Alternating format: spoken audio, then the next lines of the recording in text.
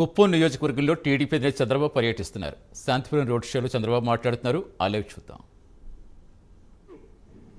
వీకోట నుంచి నేరుగా పలమనేరు నుంచి కుప్పం ఉండే రోడ్డు తప్ప ఎక్కడ రోడ్లు ఉన్నాయా అని మిమ్మల్ని అడుగుతున్న పెద్దవాళ్ళని.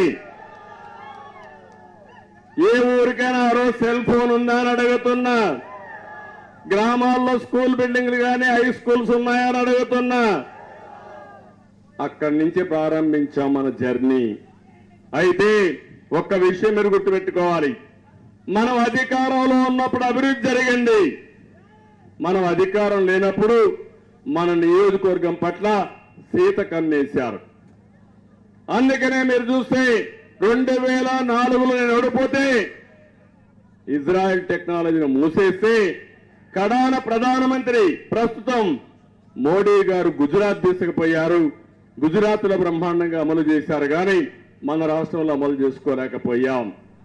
అందుకనే ఈరోజు చూడండి, తెలుగుదేశం పార్టీ అధికారంలో ఉంటే అందరి నీవా ప్రతి ఒక్క ఎకరాకు నీళ్లు వచ్చేటి అవునా కాదా అని మిమ్మల్ని అడుగుతున్నాను. 5 ఏళ్లకు మునుపు 9 సంవత్సరాలకు 2014 కంటే ముందు అందరి నీవా పైన సీత కన్నేస్తే రాయలసీమను సస్యశ్యామలు చేయాలని ఎన్టీ రామారావు ప్రారంభించిన అందరి నీవా పూర్తి చేయాలని సంకల్పంతో ముందుకు పోయా. రాత్రింబగుళ్ళు పరిగెత్తిచ్చా.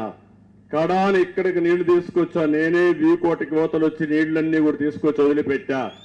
నేను అడుగుతున్నా, 87% పనులు పూర్తయినాయి.